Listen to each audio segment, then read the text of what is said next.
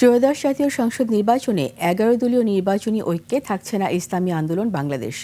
২৬৮ আসনে এককভাবে নির্বাচনের ঘোষণা দিয়েছে দলটি, আর ৩২ আসনে অন্য প্রার্থীদের সমর্থন দেবে তারা। সংবাদ সম্মেলনে দলের মুখপাত্র জোট ছাড়ার কারণ হিসেবে ইসলামের শাসন ও ওয়ান বক্স নীতির বিচ্যুতির অভিযোগ করেন। একই সঙ্গে পাতানো নির্বাচনের শঙ্কাও প্রকাশ করেন। রাশেদ রায়হানের রিপোর্ট।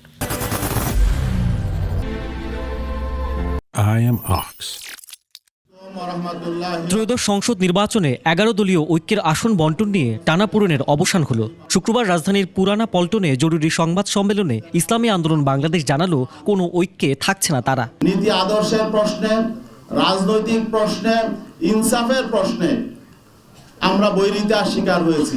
এককভাবে ২৬৮ আসনে ভোট করার ঘোষণা দিলেন দলের মুখপাত্র গাজী আতাউর রহমান। ২৬৮ জন সংসদ সদস্য প্রার্থী এখনো পর্যন্ত মাঠে কাজ করছেন। আমরা তাদেরকে নির্দেশনা দিয়ে দিয়েছি, তারা নির্বাচনের প্রতিদ্বন্দ্বিতা করবেন, একজনও তারা মনোনয়নপত্র প্রত্যাহার করবেন না।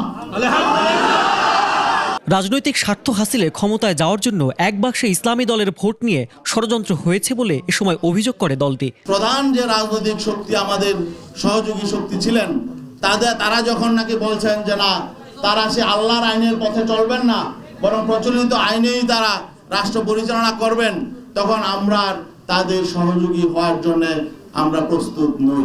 নির্বাচন নিয়ে শঙ্কাও প্রকাশ করেন ইসলামী আন্দোলনের এই মুখপাত্র।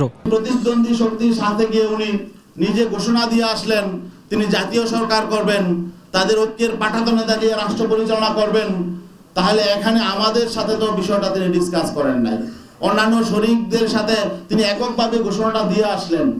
এখন আমাদের শঙ্কা হলো যে এখানে নির্বাচনের আগে যেহেতু একটা সমঝোতা সমন্বয় প্রতিদ্বন্দ্বী দলের সাথে হয়ে যাচ্ছে, তাহলে নির্বাচনটা আসলে পাতানো নির্বাচন হবে কিনা, এটা কি ইলেকশন হবে নাকি সিলেকশন হবে, এই শঙ্কাটাও আমাদের সামনে চলে এসেছে।